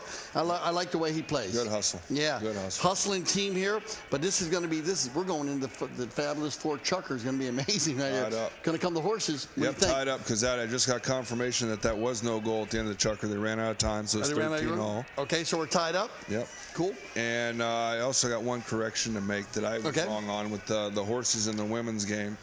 The horses were from Maryland, not Garrison Forest. Oh, okay. I apologize about that. Thank you to Gus for correcting me. They're from where? Maryland. Okay. And Kelly Wells was in charge of those horses. Okay. So I had the right person, just the wrong Kelly, place. thank you for giving us the tune-up on that one. Not Garrison Horse. Beautiful. We want to make sure we get everything right. Took a long time to get to the surface. Perfect. Yeah, I guess they've been working hard on the surface. Here we see a great mix of dirt and chopped tires. They use a different thing. I guess they used a different surface there. They say there they used we got a bunch of tweets coming in here. That's what we're getting on here. So it might be coming. That Gus sent me the same thing. Yeah. So it took a bit. Yeah. So I guess what they the surface was, I don't know, they used it. It took a long time getting the surface perfect for this game. And it looks like it's playing great to me. You got to understand, too, if they already had a game on there before. It depends on if it dried out and they're not able, because everybody's in the arena, they're not able to water everything. So it might be a little bit looser. Right. And tougher to bring back together for this game. Yeah, and I can see how they did. It's chopped up, but the game been wide open. Been yeah. Tight there. Look at the goals we got. I mean, come on, man. I mean, 13-13 going in 3 chuckers. What's the highest scoring game you ever played in? Indoor? The arena? Yeah. In the 30s at all? I don't know, but we're going again. Oh, no, this is a replay from before. These are replays that are going on here now. These are replays. Yeah, those are replays. Because Cacho played that horse. That's the second chucker. Yeah, great replay there. And it'll be interesting to see. I predict that that gray horse that Cacho was on in the second chucker that Felipe will get on. Okay. And that's my prediction because it looks like it was a pretty handy horse for Cacho. And so we'll see how that horse goes. All right. Any overtime predictions? I tell you what, it's going to be close. I think it's going to be. To be honest with you, because if it goes to overtime, it's a shootout. I prefer for it to be one in the last chucker. So I'm going to say no overtime. Okay. Does Jared have anything in there, Wizard, from Connecticut? All right, the Wizard says no OT also, and I'm gonna call OT. I want to see a shootout. I want to see a shootout, man. And I'm good today, by the way. The Wizard will tell you. I saw that. You're sitting with me when I called the. Well, here we go. Called the OT for the White Birch Coca-Cola game, and away we go. Fort Chucker on the finals of the 2016 National. Good pickup by Merrill. Isanena clears it back, and here comes Cacho. They forgot about him. Good ride off, though, by Merrill Echezarreta. Aristide picks it up. He's still playing As open. I predicted, Felipe's on that gray horse. Mm-hmm. Merrill coming through hard. Casey with a back shot. Isanena picks it up. Good shot by Isanena. Getting it down towards the wall there. Oh! Missed back shot by Felipe. Oh, everybody hung up. Oh, he's hung up in the wall, it looks like. Oh, no, between 2 players. Woodfin holding on there. I think, you know what, hopefully they'll just throw it in and just clean it all up there. Yeah, it was pretty, I mean, you could throw a blanket over everybody again. Yeah, we'll exactly. It just kind of, he got in a tough spot. He got hung up on somebody. Yep. But no, we're going to get a penalty for Texas A&M here. I think the number 3, I think Felipe kind of got a little bit ahead of himself there because Casey had the line there. Yeah, no, but Casey, they came in and they sandwiched him anyways. I mean, his mouth was stuck between his horse backed up. But I can see what you're saying. There are a lot of melee plays, I guess, that happen in the arena where you have a lot of guys around. Yeah, it happens. You know, they kind of let it clean out. But right here, open goal. Okay, Isonena's going to hit this one. Isonena's going to hit this one and pops it on in. So Texas A&M's got the 1-goal advantage here. And we'll see if they can hold on that. But it always seems like this game so far that Texas A&M starts out the beginning of the chucker hot. Yeah. And then UVA comes on strong towards the end. That's what's been happening the whole game. And it's getting a little chopped up right now. 2 players getting together there. Little NASCAR going on there. Yeah, that's a little NASCAR rubbing. Yeah. Aristide picks it up. Casey tries to get the hook. Cacho comes in and gets the play. There you go. Good play off the wall. Isonena picks it up. Good bump there by Gomez. Back shot. There's that reach. Cacho just basically taking the hook to lead the ball for Isonena. Look at that. He's got the reach. He's got it around. He's got the edge. Etchezarreta trying to pinch in there and get it. Cleaned it. And they cleaned it out. Aristide clears it down now again. Tight game, I tell you what. They're trying to, we're going to have a whistle. Yeah, 2 players coming together there, and it's going to be an interesting call right here. Looks like Texas A&M's got the near side there. I think that UVA rode into the back shot. Yeah, it looked like UVA rode into the back shot to me too, Tommy. Yep. We'll see what they call here. Yep, it looks like it's going to be a penalty shot for Texas A&M. You got to give the guy near side play there. He's got to switch to the offside. And that's a pretty simple call right there. And they weren't even there. There's not even a play. I mean, they weren't even riding each other off at all. No. So no malice on the Texas A&M. I think this is going to be a penalty 4, so it will be defended. So we'll see. They're going to go. Oh, he tried to go to the right, but he went to the left, and now Felipe's got it. Yeah, there you go. Perfect example of how he gets control of that ball right coming there. out of the goal. Now they come together and we get another whistle. 14-13 in the finals, our 4th chucker. And it's been action-packed. A lot of goals there. There were a lot of fouls at one point, but a lot of goals. Texas A&M is going to get another foul shot. I think this time it's for dangerous riding behind the play. Right. I think Cacho got kind of cleaned out a little bit behind the saddle. What are they going to do? Switch the stick here? Or what are they gonna I think that Casey's going to hit it, but they're trying to do this hit to the right play. Same there play. He got it. He got it.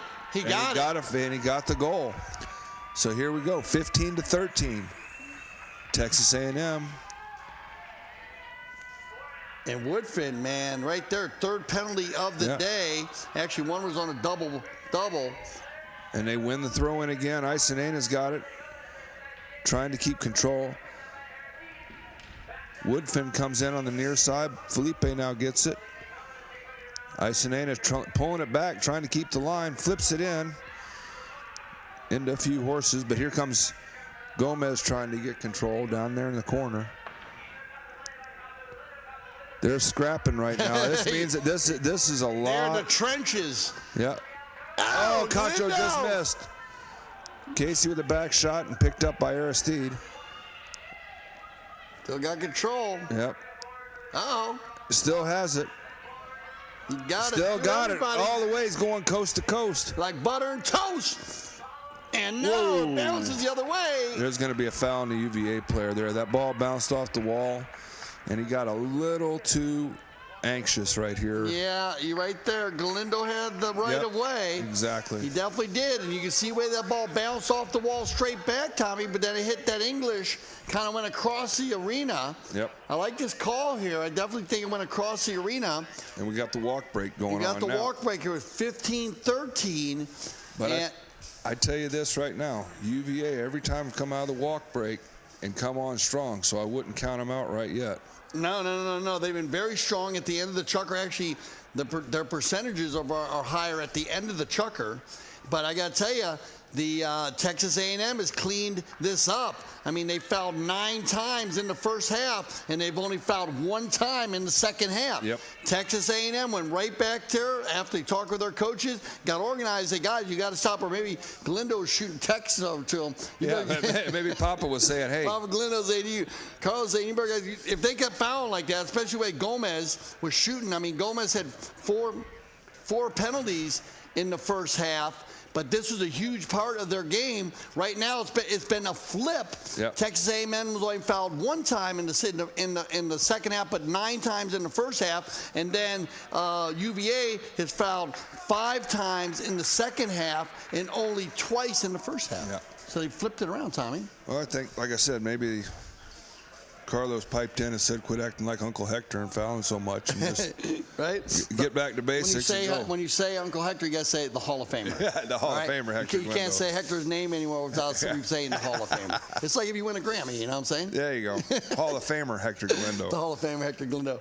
Yeah, so, okay, well, back to the importance here. Again, very tight-knit game. Texas A&M's got a bit of a jump on them here with 4:15 to 13. You know, they went into this chucker tied up 13 to 13. They come out, and those penalties. They got an open goal penalty 2, yep. And then they had the 4, and they actually had another one on here that I didn't put, and they didn't score on 2 of them. But they're putting the pressure on this chucker. They've started out strong, and I'm just going to come back again and say the thing that impresses me the most about Texas A&M is their length. The arms and the reach on all the players is amazing for this level, and you have to have that in here because it's close quarters and there's a lot of hooking going on. And it's amazing how far they can reach out and get those plays. No, they're solid, man. They play as a team. You see them right here all together. You notice how they stay together in a pack, man. Yep. Like a pack of wolves out there. They just, the umpires, I guess they go off to different areas during this little 90-second walk break because it's a great opportunity to get a little help from the players. If you know what I mean, you be helping them, right? Oh. You're out there, captain, yeah. Captain in your team. They round around. Look at the umpires. They all got goggles on also. Remember the rules in here. You know, all players. Woodfin, he's fired up right there. There's his brother back there in the back with his, he's the alternate, Dalton. Looks like they're getting ready here. It's going to be a penalty shot from the center for Texas A&M, and they're getting ready, and he cranks it high up into the rafters, it looks like. Comes out. Aristide tries to pick it up on the near side. Here comes Felipe. Got a good bounce in front of the goal, but Cacho's on it now. And Cacho's showing that reach, that power. And Casey picks it up. Merrill's pushing hard, trying to clear the goal out. Oh, bad bounce. Felipe got it out, though. Nice clearance shot right here. Felipe takes it all the way down the far side. Felipe down on the boat. Gomez on the breakaway. Now it gets turned around here by Woodfin. Woodfin, what a next shot right here. Bounces off the boards. Now he overrides. 2 players come together. Then Aristide takes it into the corner. A back shot right there. Now it's turned around by UVA. Bounces off a pony. Right here comes Aristide. Now Aristide taking down the far side. Bounces off the board. He's going to go straight around here in front of goal. He got it right in front of goal. Can he get it? Oh, he overrides. Now getting cleared out. Turned around here by Gomez. Now another save. Oh, another clean out by Texas. Now Texas, what great defensive battle right here. Now they got to control here. Defense, Christian going down front to actually Woodfin and Casey in front of goal. Now it goes down in front of goal. Right there in front of the Texas goal. Shot on goal by Woodfin. Now it's got Woodfin. Takes it right in front and Woodfin picks up another goal. So right here, now Casey Woodfin picking up goal number 16. For Texas, they're going to come back to the center, line up on Ronnie Hayes. It goes through the backside here. Now picked up by UVA, controls the bowling once again, and Gomez takes it down the far side. 2 players come together. What a ride-off right there by Aristide and Soretta. Now they go round and round. Everyone right in front of goal here. Hook by Galindo, still in front of goal. Shot on goal right there by Soretta. And Soretta's going to pick up another goal from UVA. They're going to come back to the center here. A lot of pressure and tension right now here at the end of this game. To come back off, bounce off a horse. Back shot by UVA. Now UVA turns around. Soretta now picks it up. Still has control. Goes down. Nice near side play by Estes at the end of the quarter. Overrides Galindo. Everybody overrides. Leaves it there for Gomez. Gomez right in front of goal. Can he score right here? Once, twice. Another save here. Now pick up by Aristeid. Gomez turns it around back inside on the Gray Pony. Everybody can throw a blanket over everyone. Now Woodfin gets in there. Great save by Galindo. Once again, it goes round and round. Now bounces off a Pony. Everybody get crazy in the corner right there. Now bounces right out in front of goal. Picked up here. Oh, almost cleared out again, but that's going to be another goal. It's going to be picked up there by Aristeid. They're going to try to get back to the center here. And lined up again on... The umpire goes back in play, and look at this, they have another chance to tie this game right down to the end. UVA takes it in front. It bounces off a Pony. Gomez almost had an opportunity. Now they all come together. Look at this shot right in front of goal, but Woodfin's going to clear it out. Woodfin gets a piece of it. RC comes over and makes a nice bump on him there, and that's going to end it right there. Texas A&M's going to be our 2016 champion. And what a game it was. Everybody just coming together right there. You can see Dalton Woodfin jumping out. He was one of the alternates for the Texas A&M team. Man, what a game we had here. This final has been unbelievable. 16-15. 16-15.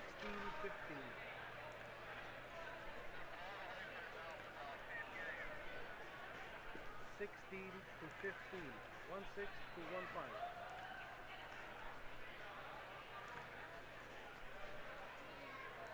I got to tell you, unreal game here. Final score, 16 Texas A&M, UVA 15. And UVA there, even up until the end, had a shot right towards the end to tie it back up.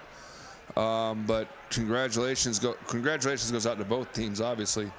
But to Texas A&M, national champions. Yep. Fantastic for them. That is, by the way, coming into this game, UVA had won 11 national championships. And with this win today, Texas A&M has won their 9th national championship in the men's division.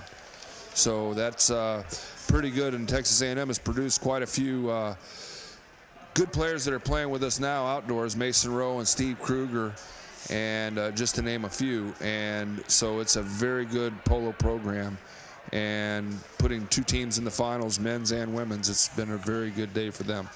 Yes, it has. And if we go through it, I mean, you got to give it up. Casey Woodfin, he's 7 goals on the day, and 3 of them, well, one of them was from that penalty. The penalty, the big bamboo, the big bamboo Tommy Biddle shot.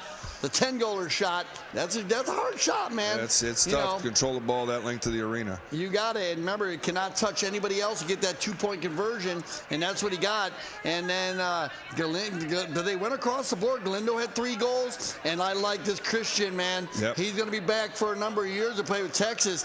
5 goals on the day. He stepped up and hit the penalty 2 when the pressure was on. Yep. That's one of the open goals, and so that's how they get their 16 goals. Let's go the other side of it. Aristeid, he got 2 goals on the day, and Estoretta got 2 goals on the day, and then everything else was strong. Both teams played well as their team units. There was more balance in the scoring with Texas A&M, but I thought both teams, and UVA was quite unlucky. They had a few bad unlucky chances there. Great shot there. There's Casey Woodfin right there, number 2. There's his little brother. Yeah. Dalton's like, bring it on. We're going to bring it on again. And here comes the little Galindo. You know little Galindo. Yeah, he's the youngest Galindo's Galindo. the little guy there. And they're there with their coach, Mike McCleary. Yeah, Mike McCleary. Congratulations, Mike. Great shot of the team right there. And not that I got to give love to Felipe Gomez, because we don't know who scored the last 2 goals on here, but he might have got 10 goals on the day. Well, he had 9 on my sheet. Very impressive. You got to give this guy love here, Felipe Gomez, and the whole UVA team. I mean, that is spectacular polo. Win or lose a game, to score that many goals and be out there. And like I said, though, I'm going to give it up to Coach McCleary here, because the difference in this game is 7 penalty penalty shots for Texas A&M, only 1 for the UVA in the second half. Yeah, they settled down after the halftime. They quit fouling as much, and but still, one goal could go either way, and Hey, looks. there's Mama. There's Yep, Mama. yep, Glinda. yep. Mama Galindo's there. He's out there. And but I would like to say as well, it looked like a great run tournament. UConn put on a really good show there. Yeah, I'm telling you about And, preparing the surface. The surface to me looks amazing after Yep. that many chuckers Exactly. in a row there. Yeah, and congratulations to UConn and the United States Polo Association. It was a lot of fun to work this tournament, especially to work it with you, my man, Thanks, Tommy Dale. Biddle. Thanks for having me come in today. It was a I feel pleasure. like a smarter pole player sitting next to Ted I don't know Bolton. about that. Ted, that's what Memo Gracita told me. Oh, yeah. He said, you hang out with me more often, you're going to be a better polo player. So I'm happy to be sitting with Tommy. Really, thank you for joining Chugger TV.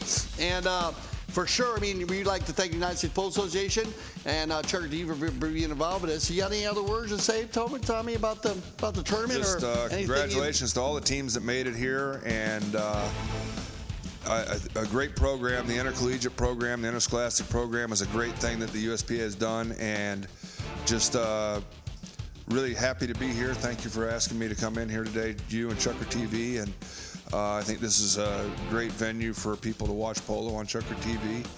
I got friends all around the world that tune in all the time to watch. Yay! Here we go. There's our Texas A&M. Let's do it. When they were, Hey, oh, yeah. All right, Mr. Thumbs Up. One more time, guys. Give it to us. Come on. So. Yeah, Texas. I don't think we're going to get the trophy presentation. I believe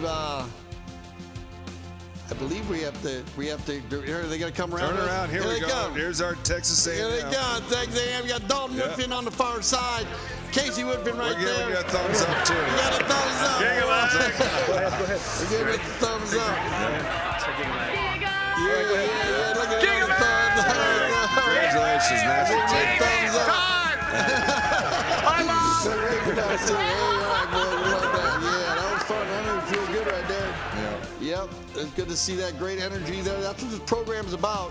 You see that? Let's do it. 1, 2, 1, 2, 3. Let's get them. We'll give them a thumbs up. We'll give you a thumbs up. The thumbs up So- for Texas A&M. But again, I mean, and congratulations to all the teams in here. Are we going to see the trophy presentation, or we have to? Okay, so listen, we apologize about the trophy presentation. You can catch it on the Chugger TV website later on. Just go right back there. You'll see that. You'll see a lot more thumbs up from all the teams and the players involved in the game. We have to get prepared for our featured match of the day, Valiente against Dubai, playing at the Valiente Polo Stables this afternoon at 5 p.m. I'm Dale Schwetz, and for Tommy Biddle and the whole Chugger TV family, thank you for making us a leader in polo broadcasting. We'll catch you at 5 p.m.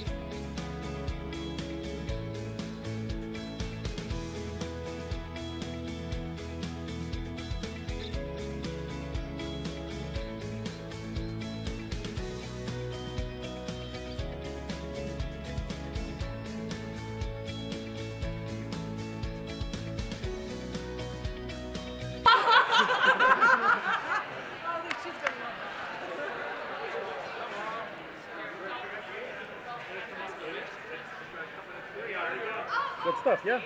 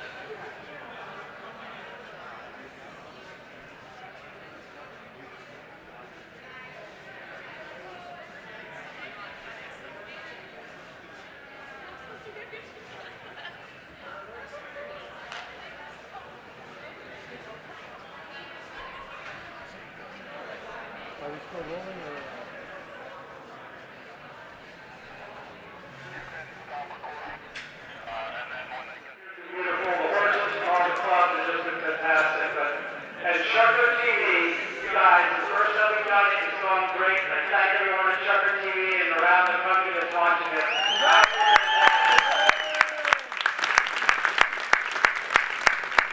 At this time, I invite my friend, Dr. Milo, the CEO of the USDA, who flew up last night to be here, to say a few words about players and the teams. And Dr. Janino was chairman of the II program before he became CEO of the USDA.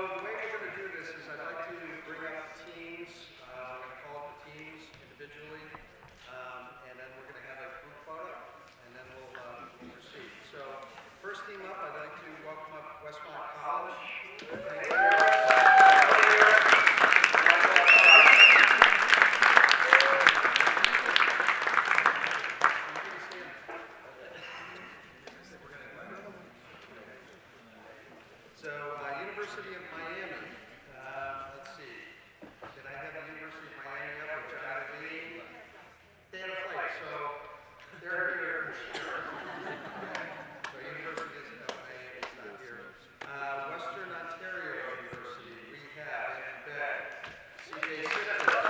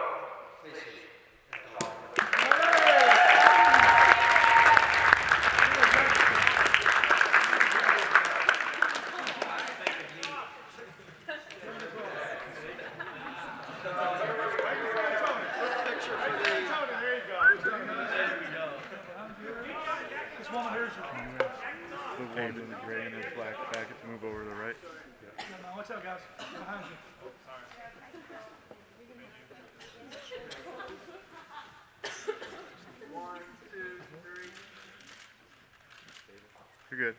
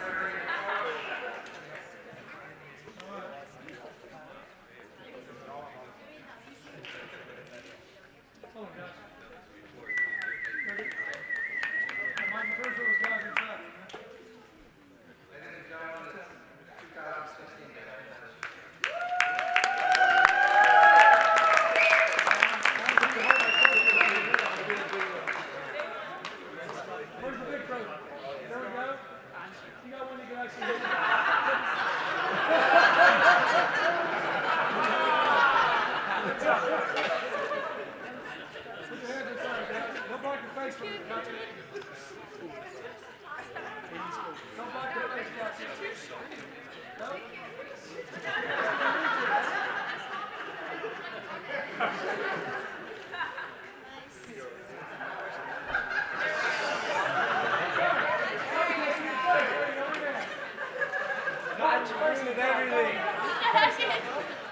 Thank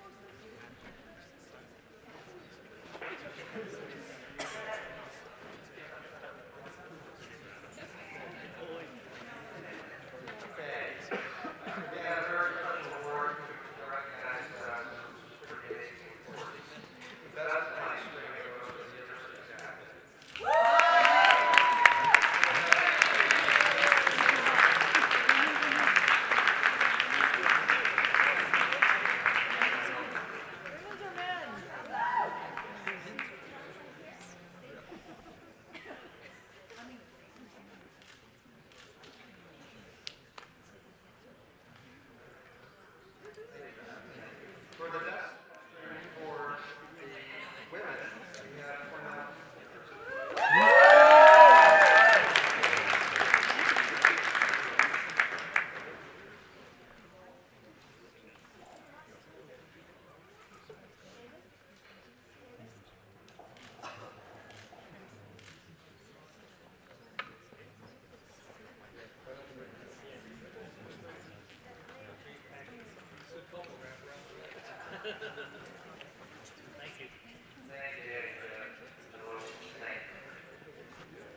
So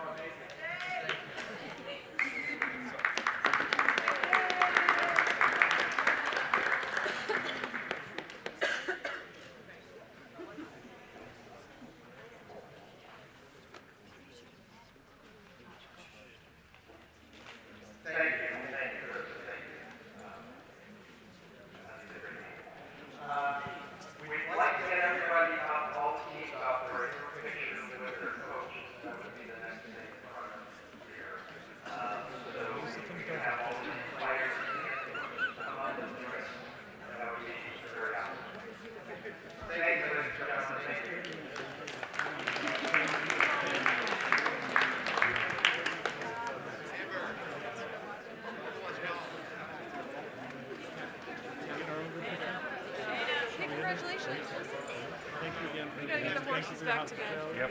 And we will see you about this time. Hopefully. Carry on. Won't be here though.